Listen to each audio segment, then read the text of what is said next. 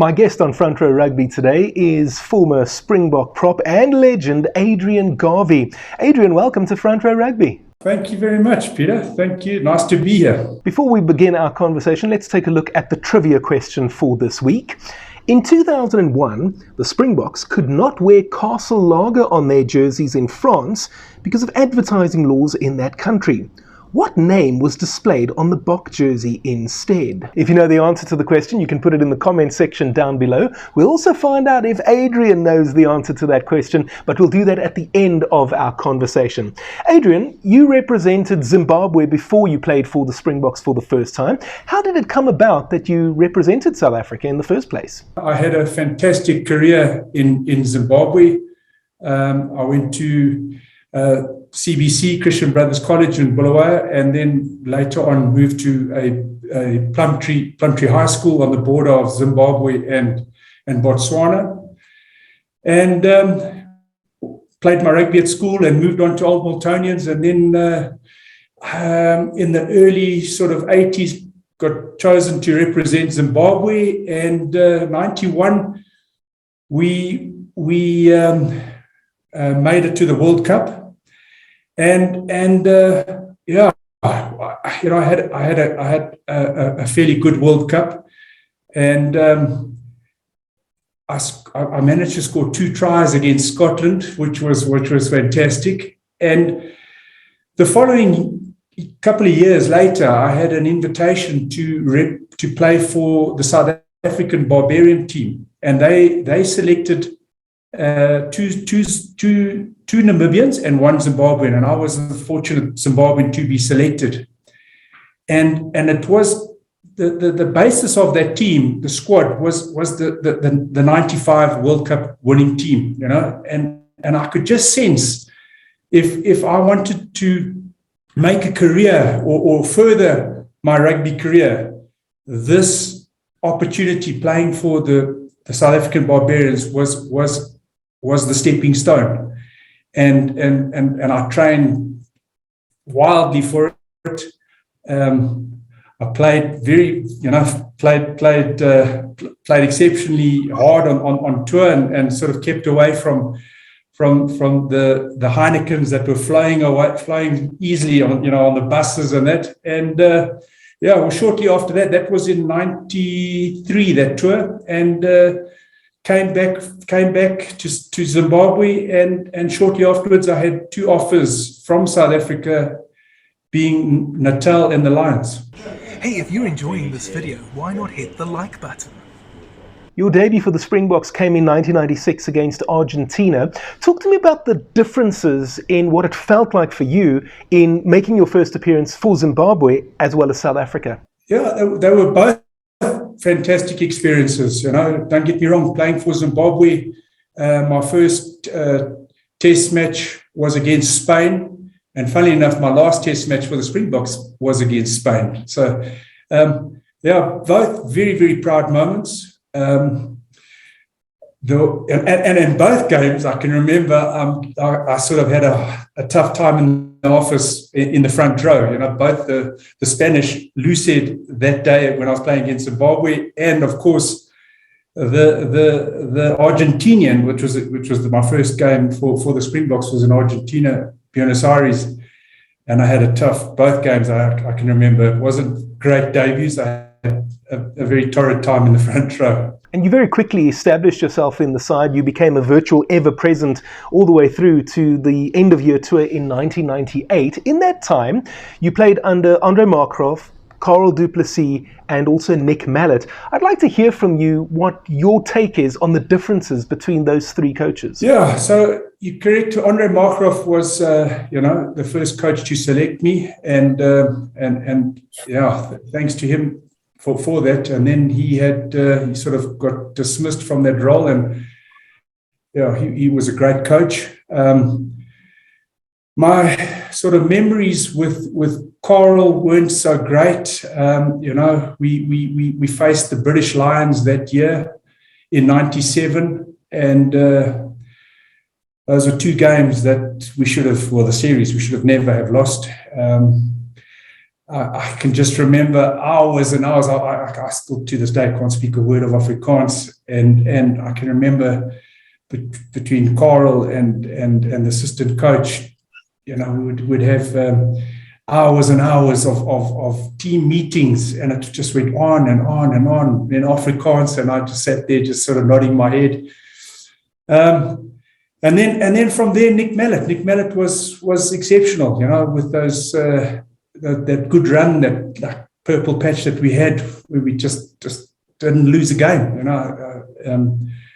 from sort of, I think it was late 97 to end of 98, I think that sort of timing was. And fantastic memories. Nick was a great coach, and he was enthusiastic. Lots of fantastic memories there. Just a pity about the 99 sort of World Cup selection. We all know what was the issue there, and I think had the selection gone well in that 99, I'd be sitting in front of you with a World Cup medal around my neck. You've touched on a couple of issues there that I'd like to elaborate on, and we'll come to that later in the conversation. I'd like to begin with that 1997 series against the British and Irish Lions. We lost the series 2-1. A lot of people had us as the heavy favourites for that series, and still to this day cannot believe that we managed to lose that series. What do you think went wrong? Oh, jeez, man. Yeah, I see these TikTok videos from the British Lions, team, going on about their victory in '97, and it really grips me, because maybe the first test in Cape Town, we should have, maybe lost that one, but the second one in Durban, we were all over them.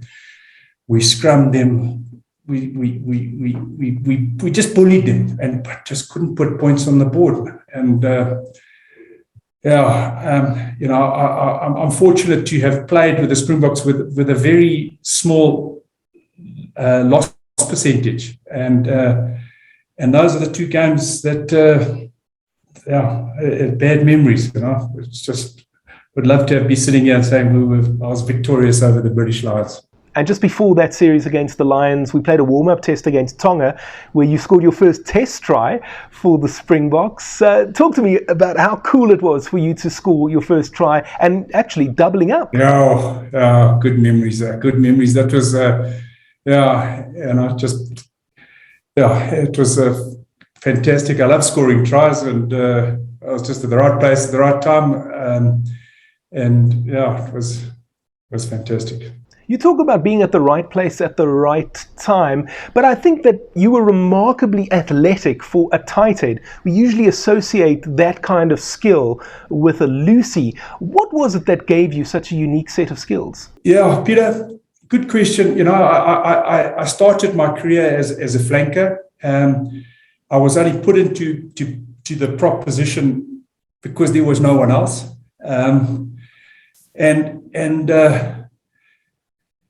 I sort of wasn't a heavy guy. When I first joined the Sharks, I was a mere 106 kgs, and I wouldn't have even made the first team of a schoolboy side at that weight. That the guys today are in excess of 120 kgs.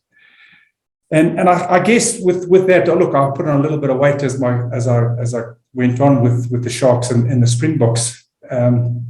But I think that possibly played a part. I wasn't an overweight prop. I was a swimmer when in my past, so I was pretty lean, and I love training. I must say, fitness was always a big part of my rugby program. Earlier you mentioned the winning streak under Nick Mallett. We went 17 tests victorious consecutively. I'd like to hear from you, were there any one or two of those results in particular that stood out? After each game, and singing that sort of war cry song that the Springboks do, the Springboks, I should know it off by heart because we sang it so many times. We never worry, we never disagree, or something like that. But yeah, always look forward to singing that song after a win. And any game, I can't I can't really nail any game. Maybe the one at Stade Francais, the old stadium. I think it was the end of '97 tour. We absolutely annihilated France. In fact, that whole tour, it was, I think it was Scotland, it was France. We just came together so well as a team and just punished every bloody overseas team that we played against. Quite right, 52-10 against France in Paris. There was also a 68-10 win over Scotland, which I think is still the record win to this day. And even though the victories continued into 1998, on that end-of-year tour, the performances appeared to dwindle. They weren't quite as clinical. I've heard from some guys that maybe the boys were just tired on that end-of-year tour. I've also had James Dalton on the show, and I'll put a link up here to that video. And he said that just prior to departing, Nick Mallett called you guys into a huddle and said that no one's place in the team on the tour was guaranteed. And he said that threw the guys off because up until that moment, the starting 15 was pretty much cast in stone. How do you remember it? James has got a good memory. I can't even remember that little huddle.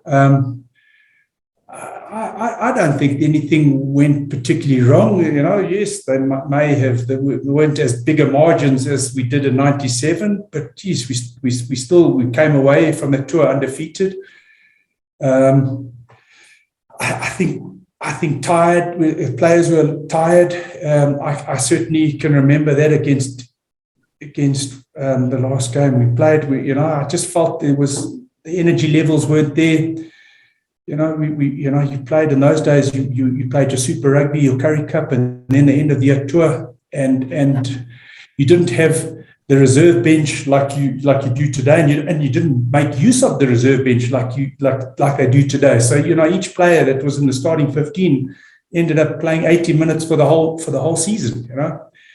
So I think in my memory, we were still a tit side, and I can't remember anything that I can put a finger on.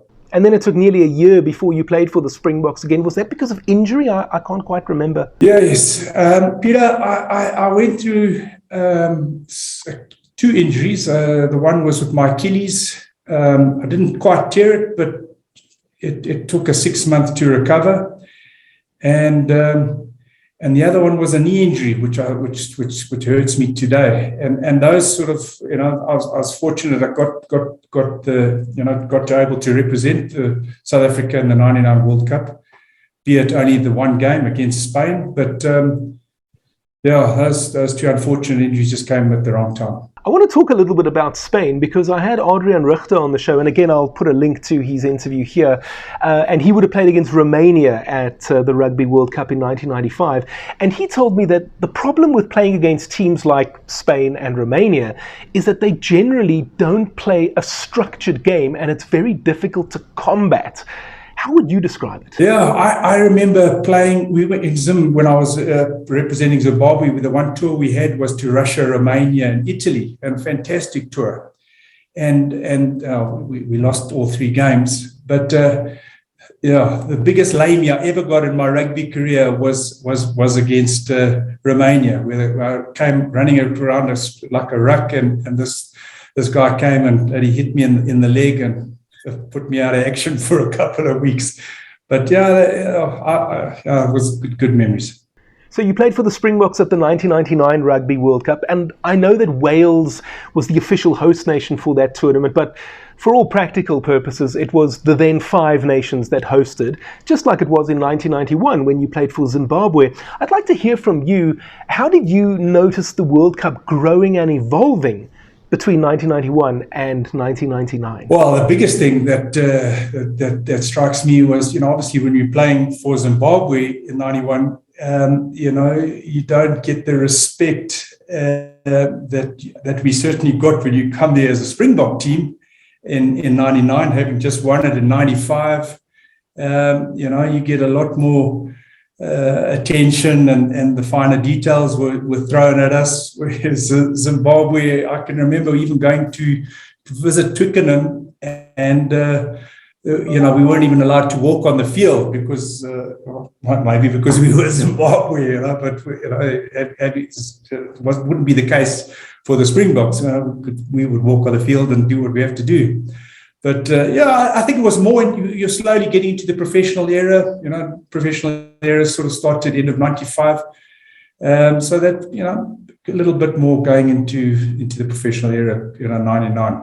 And since we're talking about 1999, it would be amiss of me not to ask you about that bombshell decision by Nick Mallett to drop Gary Teichmann on the eve of the World Cup. How shocked were you? You're coming into the World Cup '99. You've got 17 wins under your belt. You're the favourite team, and you change. You make such a big decision like that. Change the whole dynamic of the team. And it was for us for the taking. We should have, could have, would have. Australia, Larkham did that silly kick in Twickenham and just got it over the poles to win, narrowly win. And in all my days playing for the Springboks, we never battled against France. We just wasn't a team that the All Blacks or they sort of have a nemesis against France. So we would have played them in the final in Cardiff, like I said earlier on, but nothing better than sitting here with a World Cup medal around my neck. Adrian, our viewers love to hear the answer to the following question. Who was your toughest opponent? I had many. Peter, I get asked that question, and it was different phases in my career. When I was a light prop, as I said earlier. I was 106 when I joined the Sharks back in '94, and when I played with them, I could get away with it because I had a very strong pack around me in the early Super Rugby competition '94. Guy Kebbel, John Allen, Vol Bartman, big, heavy, strong guys, and so I could sort of get away with it. When that team, the bulk of the team, Ian Mack was appointed coach for the Springboks, and of course he favoured a lot of his Natal players. And the Currie Cup we played with hardly any of those guys, and that's, I think, was when I did my apprenticeship in scrumming. Every Currie Cup game that I played that year, '94. I saw my arse, from the Blue Bulls to Western. Every Currie Cup side, it was not a great day in the office for me, and I learned some good valuable lessons. But I could see the selectors in the grandstand, the Natal selectors, saying, "Oh, we've got a problem here with this tighthead. We need to find a replacement." And I knew that they were doing that. And at the end of '94, I went on a massive campaign on putting on weight and went to the gym and just that's all I did was weight training and put on weight. But I could see, this is a little funny story, but I could see I wasn't the weight that I needed to be. Now Ian Mack was back at the Sharks and he was passionate. When I first arrived at the Sharks, Ian Mack wasn't the coach. It was a guy called Noel Olivier. Ian Mack came back, and I knew he was, the size of the pack was the only thing for him. And pre-season, I remember we did a weigh-in. Well, we were told we're going to be weighed in and take our shirts off and weigh in. And I knew that day was coming. I'd put on a bit of weight, but it wasn't enough. So it was health and record in the days. And I went to gym, and I took 2.5 kg weights with me, put them in my bag, and took them off with me. And so when we got to the change room the next day, I knew my name was going to be called up. I quickly went to the change room and put these weights in my pocket. Jumped on the scale without my shirt, and I wasn't carrying much weight. And then the scale jumped up from 112 to 119, and I could just see Ian Mack's eyes light up. And I think I was chosen in the team from that day, and I was always sort of the preferred tighthead, and that's how it sort of evolved from there. That's a great story, Adrian. So another question for you. What are you up to these days? I partnered up with my ex-captain, Gary Teichmann, and his partner, James Turila. We're in a drilling business up in Africa, focusing mainly on the Zambian and DRC copper belt, a bit of production drilling along with exploration drilling. And we've been doing that for the last sort of 15 years and going very well. I'm really glad to hear that, and I think we're going to have to get Gary Teichmann on the show at some stage as well. Adrian, let's take a look then at the trivia question from earlier. In 2001, the Springboks could not wear Castle Lager on their jerseys in France because of advertising laws in that country. What name was displayed on the Bok jersey instead? Adrian, do you know the answer? I know props are widely accepted as the smartest and best looking and most important players on the field. And beer was invented to stop props from taking over the world. My all-time favorite quote. But I can't answer that one. The correct answer is Charles. Okay, that's right. Okay, good. Yeah. Adrian, it was lovely having you on Front Row Rugby as my guest today. Thank you so much for your time, and hopefully we can have you on again in the future. Yeah, thanks, Peter. Thank you for inviting me, and all the best. Last time on Front Row Rugby, former Springbok coach Ian McIntosh was my guest. You can go and have a look at that video. It's appearing on the screen right now. Next time, Dean Hall will be here. Thank you so much for watching. If you enjoyed that video, why not tackle the like button? You can also subscribe and hit the notification bell so you don't miss any content from Front Row Rugby. See you next time.